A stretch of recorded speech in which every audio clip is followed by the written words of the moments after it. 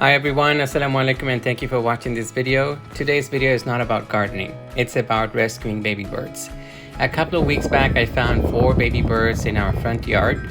Luckily, I have prior experience taking care of birds, so I decided to adopt these babies. Initially I found 3 birds, but as I finished picking up the 3rd one, I noticed there was another one. So in total we rescued 4 of them.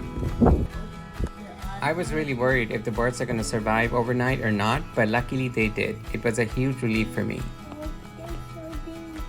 It has been many years since I took care of birds, so I had to do some research on what to feed the birds and how to feed them.